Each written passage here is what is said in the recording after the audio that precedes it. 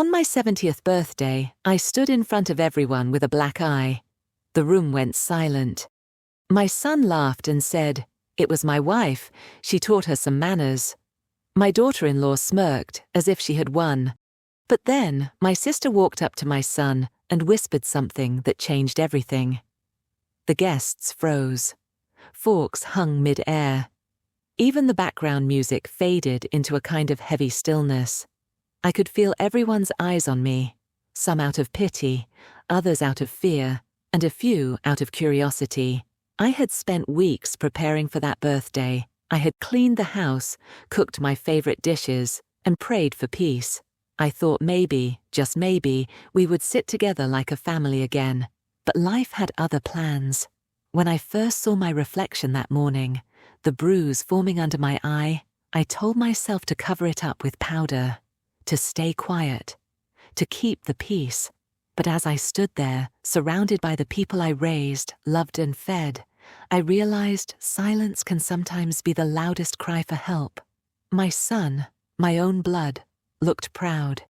He didn't see a broken mother standing before him. He saw a woman who had been put in her place. My daughter-in-law, Lydia, sat there with her chin lifted high, as if cruelty was a crown she had earned. Then my sister Clara stood up. She walked slowly toward my son, her heels clicking against the tiled floor. Every sound echoed. She leaned in close, whispered something into his ear, and I saw his face fall. The laughter drained. The pride disappeared. And in that instant, the room changed. Whatever she said shattered the illusion of control that Lydia and David had built around me. What she said turned that birthday party into a day no one would ever forget. If you believe no amount of pride should excuse cruelty, stay until the end. The living room smelled of roasted chicken and old memories. Balloons hung from the ceiling, a crooked happy 70th birthday banner stretched across the wall. Laughter filled the air, but not warmth. It was the kind of laughter that hides discomfort, polite, rehearsed, afraid. I stood by the cake table wearing my favorite blue dress, the one my late husband always said made me look too young to be 70. My hands trembled as I adjusted the candles. I could feel the bruise under my makeup tightening with every smile I forced. David, my son, was the center of attention as usual. He liked it that way. Lydia, his wife, floated around the room like she owned it.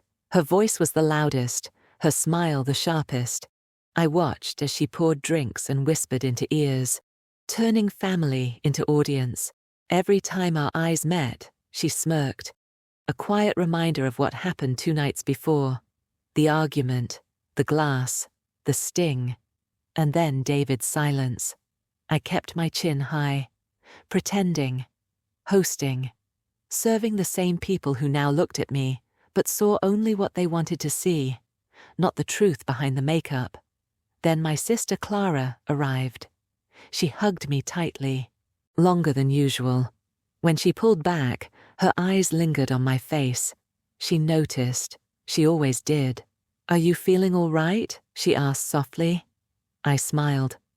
Of course, it's a good day. But she didn't believe me. I saw it in her eyes. Suspicion, anger, love.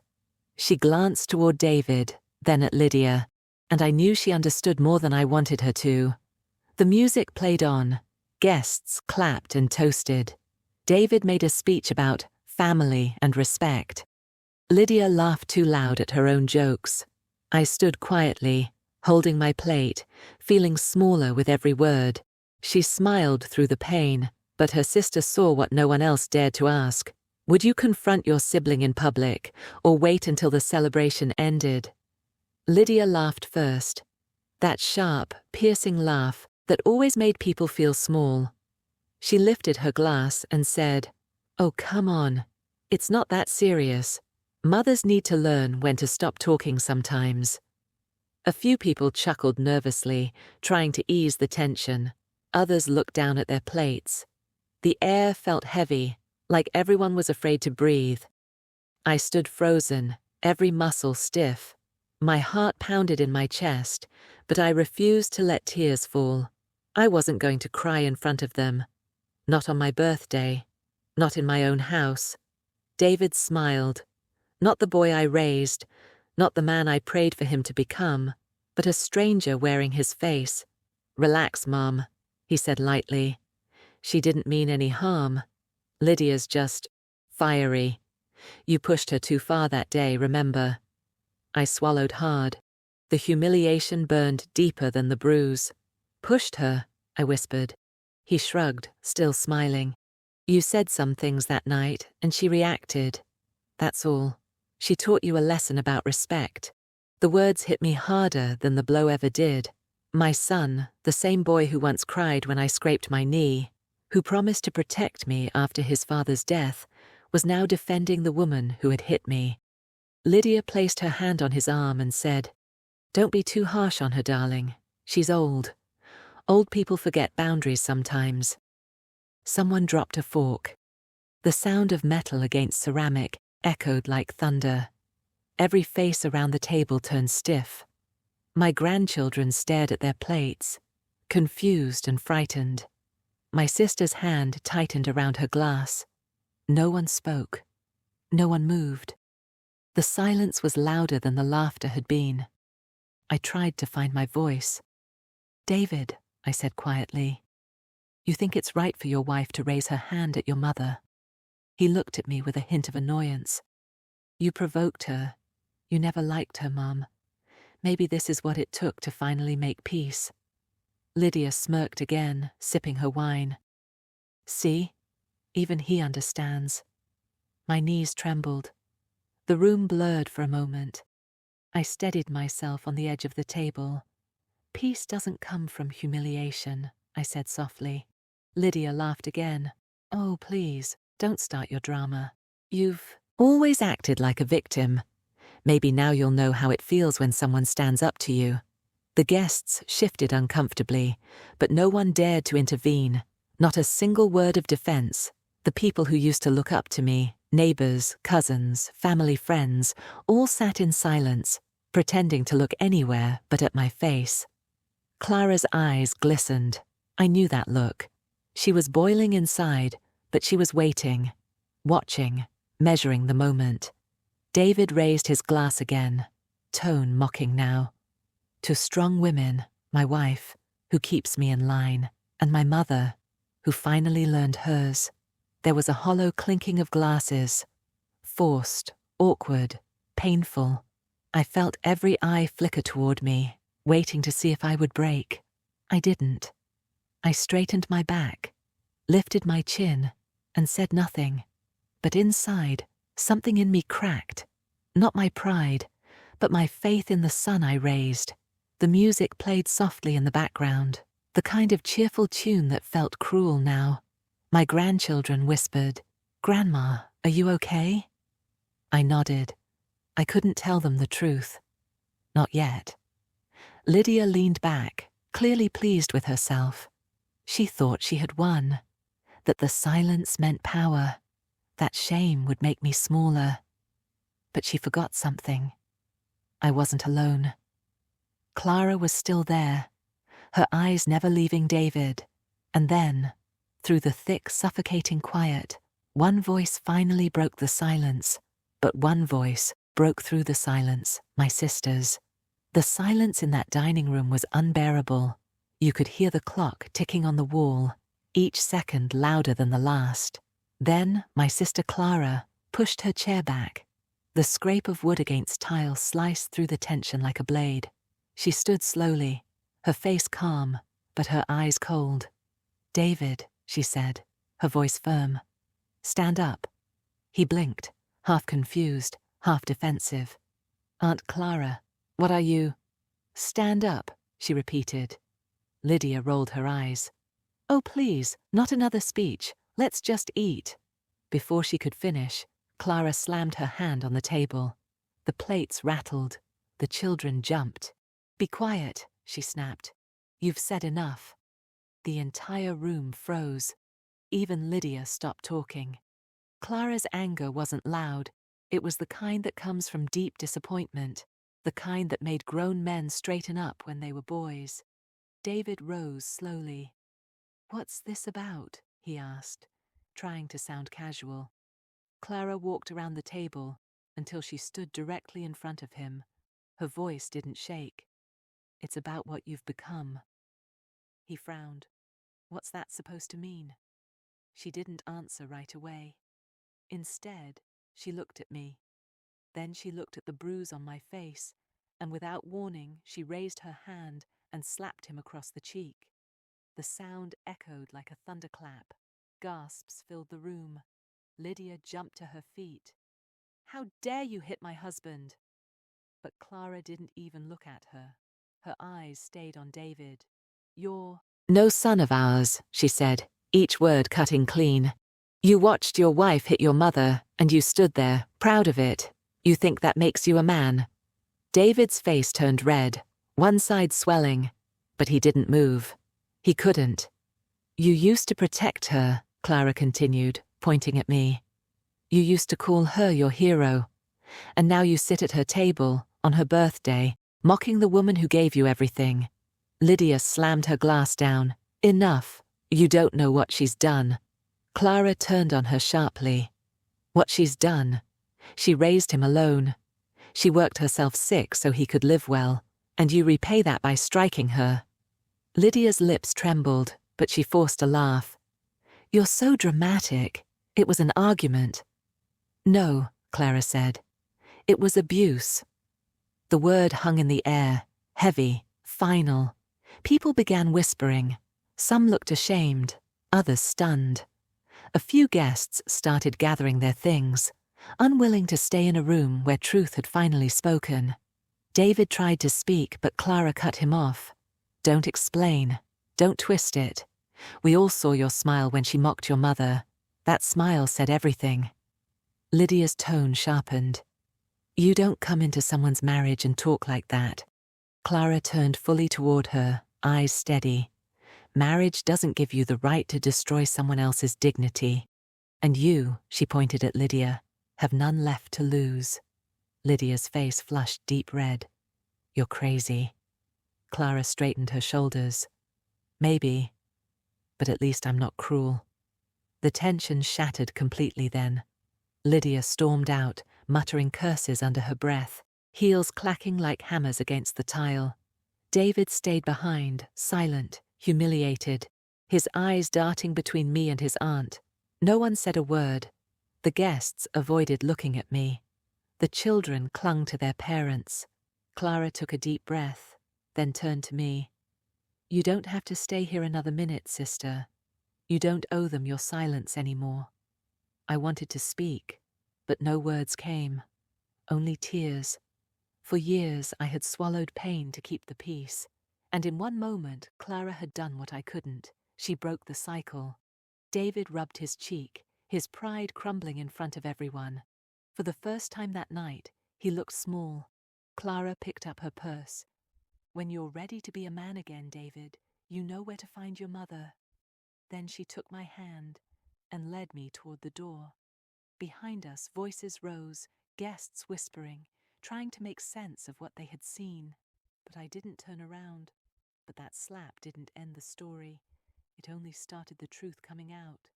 After the chaos at the party, Clara drove me home in silence. The headlights cut through the night, but my mind was darker than the road ahead. My cheek throbbed, but the ache in my heart was worse. Clara finally spoke, her voice low but sharp. "How long has this been going on?" I looked away, my hands trembling in my lap. It was nothing, just an argument that went too far. She gripped the steering wheel tighter. "Don't lie to me. I saw your arm when you reached for your glass. That bruise wasn't new." I stayed silent. My throat felt heavy. For months, I had told myself it was better not to say anything, that maybe, if I stayed quiet, Lydia would calm down, that my son would notice, but he never did. Or maybe he didn't want to. When we reached my house, Clara turned off the engine and faced me. "You're not sleeping here alone tonight." "I'm staying."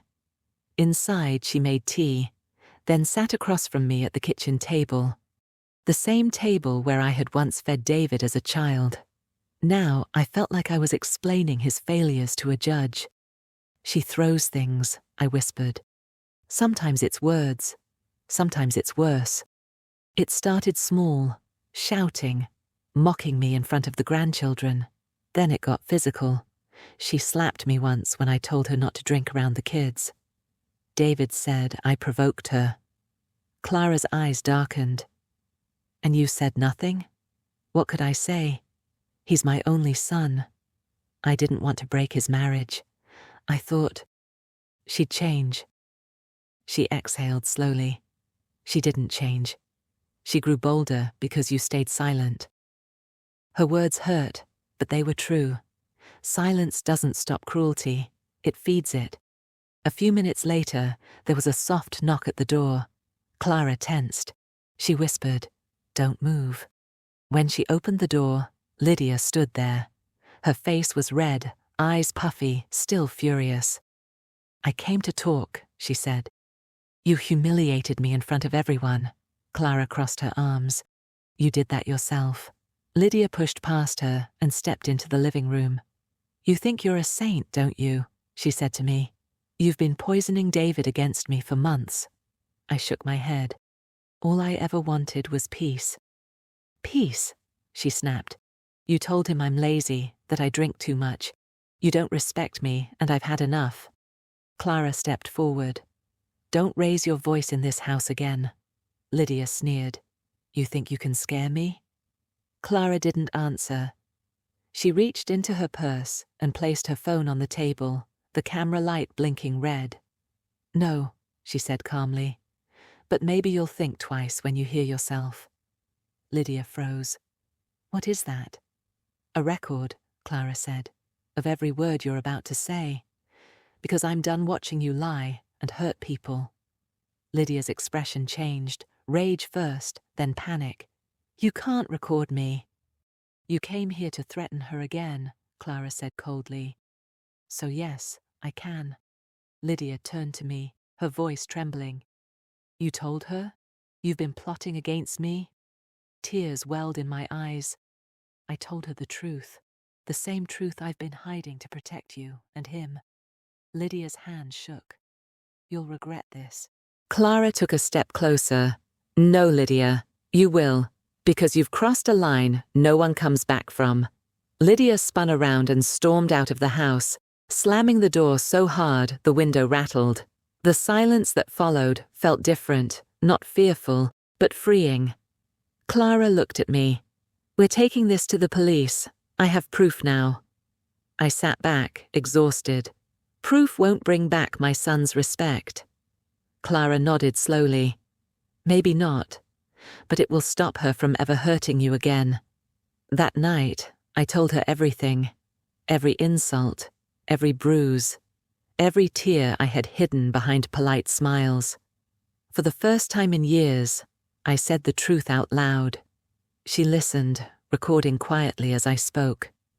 Her hand never left mine. When I finished, she said softly, "You're stronger than you think." And for the first time, I believed her. But that night, I finally told the truth, and someone recorded everything. The next morning, I woke up to the sound of my phone buzzing non-stop. At first, I thought it was Clara calling again, but when I checked, I saw over 20 unread messages. Some were from neighbors, others from old friends. Every message carried the same tone: shock, disbelief, and anger. The recording had spread. Clara had sent it privately to David first, but someone in the family group chat leaked it. Within hours, the entire neighborhood knew what had happened behind the closed doors of my home. I hesitated before playing it. My hands trembled as I pressed the screen. There was Lydia's voice, sharp, bitter, full of venom. "You think you're better than me? You're old, useless. You live in my house, eat my food, and still think you can talk back." Then my voice, weak but steady. "This was my home before it was yours." A pause, then the unmistakable sound of a slap, a glass hitting the floor, my muffled cry, and finally David's voice, calm, careless, cruel. Maybe now you'll learn to respect her. The words cut deeper than the slap ever did. By noon, the recording was everywhere, shared in church groups, whispered in markets, even discussed in the local business community. Lydia's reputation as a respectable wife evaporated overnight. People began to see who she really was. I didn't expect what came next. A reporter showed up at my door that afternoon. "Mom, is it true your son defended his wife after she assaulted you?" I closed the door without answering. I wasn't ready to speak publicly. The truth was already doing its work. It didn't need my voice anymore. Later that evening, Clara returned from the city. "You should see their faces," she said quietly. "Their business partners are cutting ties. Lydia's social media pages are gone. And David, he looks lost." I sat on the couch, staring at the tea in my hands. "I didn't want revenge," I whispered. "I only wanted peace." "I know," she said. "But peace sometimes comes after the truth burns through the lies." That night, my phone rang again. It was David. I hesitated, then answered. "Mum," he said softly, "I didn't know it would go this far." "You didn't know?" My voice cracked. "You stood there while she hit me." He sighed. "I thought it was a family matter. I didn't want outsiders judging us." "Outsiders?" I repeated. "You made me an outsider in my own family." Silence followed. Then he muttered, "Lydia's losing everything. People won't stop calling. Clients are cancelling contracts. I don't know what to do." I closed my eyes. "You should have thought of that before you chose pride over decency." He didn't answer. The line went dead. By the end of the week, word had spread far beyond our town. Lydia's face appeared on online forums and local gossip pages, labeled "the daughter-in-law who hit her mother-in-law." David's business suffered. Their clients, mostly family-oriented companies, withdrew support. I started receiving visits from people I barely knew, women from church, old neighbors, even young mothers. They all said the same thing. "You did the right thing by speaking out." But I hadn't spoken out. The truth had spoken for me. One evening, Clara showed me a message from an old family friend. It said, "Sometimes the ones who humiliate you in public must be exposed the same way, in public." I didn't reply, but those words stayed with me. For the first time in years, I didn't feel small. I didn't feel invisible. I didn't feel like the problem. Still, part of me ached for David. I wondered if he finally saw the woman he had defended so fiercely. The next morning, I found an envelope at my doorstep. Inside was a note written in his handwriting. "Mum, I'm sorry. You were right about her. Everything is falling apart. Please don't give up on me." My eyes filled with tears. Forgiveness was not simple. I still remembered the laughter at my birthday party, the coldness in his eyes, the way he said those words. She taught her some manners. But he was still my son, and though the wound was deep, it wasn't beyond healing. That night, as I looked at the stars outside my window, I whispered a quiet prayer, not for revenge, not even for justice, but for clarity, because truth, once revealed, doesn't just destroy. It also rebuilds, reshapes, and redeems. Their business started losing clients, and their perfect life began to crumble. In the days that followed, the silence in my house grew heavier. The storm outside had passed, but what remained was the wreckage of what used to be a family. David stopped calling for a while. Clara told me he was avoiding everyone. His friends at work had seen the video too. The laughter, the slap, my voice trembling, all of it had made its way into their office group chat. By the end of the week, he was called into a meeting. His boss didn't shout or accuse him. He only said, "David, we cannot have this kind of scandal associated with our firm." That was it. Years of hard work gone in one conversation. Clara told me later how he tried to defend himself, saying it was a private matter, but nobody wanted to listen. The video was too clear. His silence in that moment of abuse spoke louder than any excuse he could make. Lydia's fall came faster. A few women from the neighborhood reported the assault after recognizing her in the video. By the next morning, officers came to their door. They didn't stay long, just long enough to ask questions and hand her a court summons. When she showed up at the station, reporters were already outside. Someone snapped her picture as she walked in with sunglasses covering half her face. The headline the next day read, "Wife charged for assaulting elderly mother-in-law. Husband loses, job amid scandal." The neighborhood changed overnight. People who once waved at them from their gates now crossed the street. The children who used to play in front of their house stopped coming around. Even the pastor who once praised Lydia during service avoided mentioning their names. Shame moved faster than forgiveness. I didn't take pleasure in it, but I won't lie. There was a strange calm in seeing truth take its course. For months, I had lived under their roof, shrinking myself, apologizing for existing. Now the same world that had called me dramatic or old-fashioned was finally seeing what I had endured. One afternoon, as I watered the small plants by my door, I saw David walking toward my house. His clothes were wrinkled, his eyes sunken. He stopped halfway, as if unsure whether to continue. I didn't move.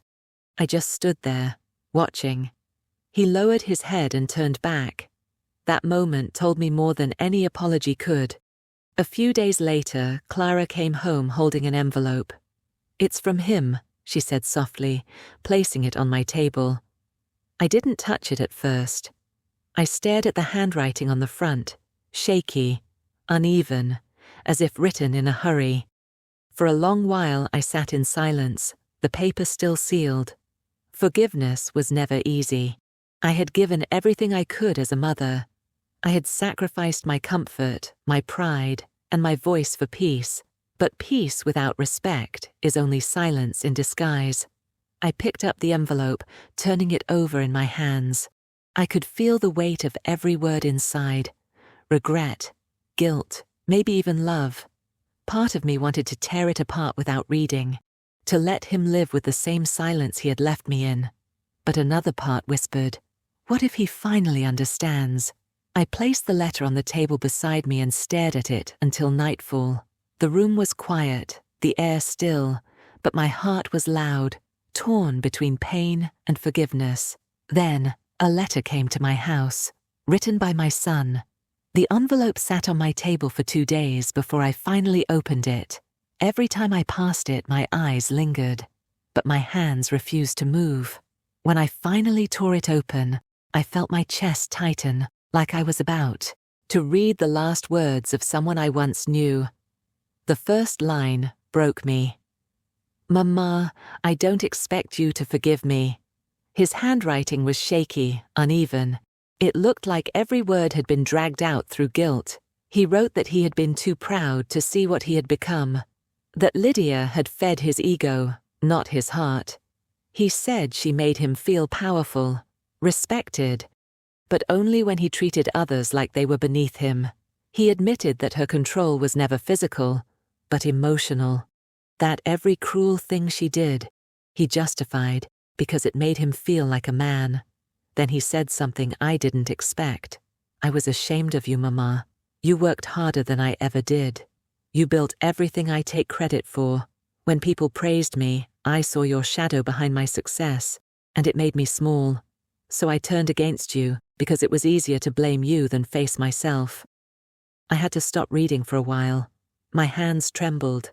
I could hear his voice in every word, not the voice of the arrogant son who laughed when I was hit, but the little boy who once held my hand and called me his hero.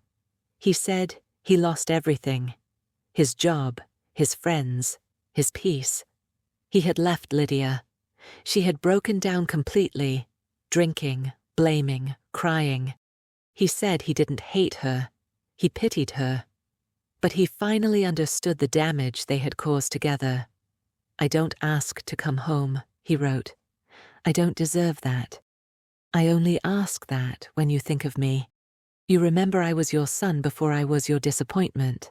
By the end of the letter, the paper was stained with my tears. For years I had prayed for an apology, but now that I had it, It didn't bring peace. It brought ache. Because forgiveness isn't about words. It's about rebuilding trust. And trust doesn't grow back where fear once lived. Still, I folded the letter carefully, as if it were something fragile. I placed it in my drawer next to an old photo of him at 10 years old, smiling with missing teeth. I didn't call him. I didn't write back. I didn't know what to say. Weeks turned into months. The world moved on, and so did the story. But the wound was still there, quiet, healing slowly under the weight of time. Then one rainy evening, as I was making tea, I heard the sound of my doorbell. The chime echoed through the house, soft but heavy. When I opened the curtain, I froze. Standing in the rain, soaked to the bone, was David. No words, no pride, no anger, just eyes that had finally learned humility. Months passed, and then my doorbell rang. It was him. The rain hadn't stopped for hours. It fell in heavy sheets, blurring the world outside my window. When I opened the door, the wind rushed in, carrying the scent of wet soil and regret. There he was, my son. He looked nothing like the man who once stood proudly beside his wife, while I stood humiliated. His face was pale, his clothes soaked, his hands trembling. The sharpness in his eyes was gone, replaced by something softer, something wounded. He didn't speak at first. He just stared at me, like he was waiting for permission to exist again. Then his voice broke. "Mom, I'm sorry." The sound of his voice shattered the quiet house. He fell to his knees right there in the rain, hands clasped together like a child begging for mercy. "I was stupid," he said.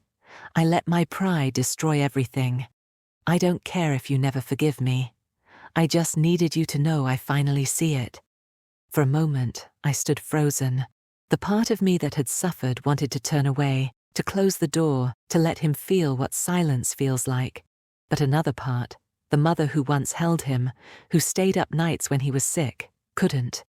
I stepped forward, slowly, carefully. "Get up," I said. My voice was steady, but my heart was trembling. He didn't move. The rain poured harder, washing over his face. "Please," he whispered. "I don't want your pity. I just want to know if you still see me as your son." I looked at him for a long time. Every bruise, every insult, every night of crying alone replayed in my mind. And then I remembered what forgiveness was, not a reward for others, but a release for yourself. So I said quietly, "You're my son." That never changed. But love without respect is poison. If you come back different. He nodded, crying openly now. "I will, Mom. I promise." I helped him up. His hands were cold, his body shaking. As we stepped inside, I handed him a towel and poured him tea, the same way I did when he was small. We sat in silence.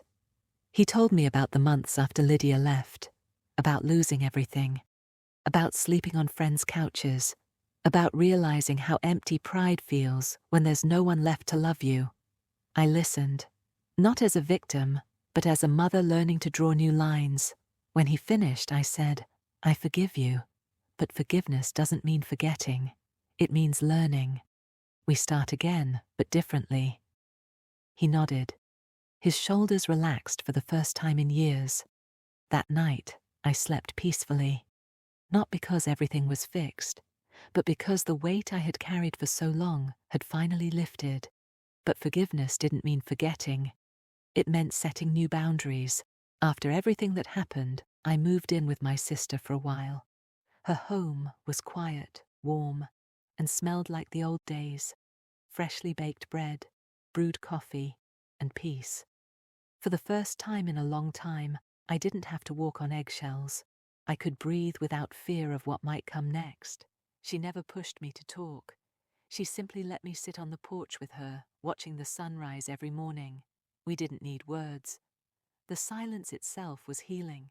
I started finding small pieces of myself again, cooking, tending to her garden, listening to old songs.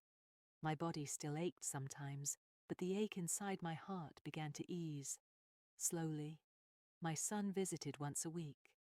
Always humble, always quiet. He never came. Empty-handed, sometimes groceries, sometimes flowers, sometimes nothing but sincerity. I saw the difference in his eyes. He was no longer proud, no longer pretending. He was learning. One afternoon he told me he'd started therapy. He said his counselor helped him understand how pride and guilt can twist love into control. He also began volunteering at a community center that supports abused elders. "It's my way of making things right," he said. I didn't praise him. I just told him, "Keep doing it, not for me, for yourself." In those months, my sister and I grew even closer. We talked about faith, forgiveness, and how time doesn't erase pain but teaches you how to live with it. Sometimes we prayed together. Other times we simply sat in silence, holding hands like two old women who had seen too much but refused to grow bitter. I learned to smile again.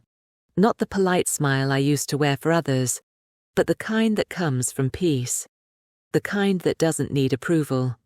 Then, 1 year later, on my 71st birthday, I was sitting at that same porch when I heard footsteps. I turned and saw my son walking toward me, holding something in his hand. His expression was calm, almost childlike. He didn't say a word at first. He just stood there, waiting. And when he finally spoke, his voice trembled.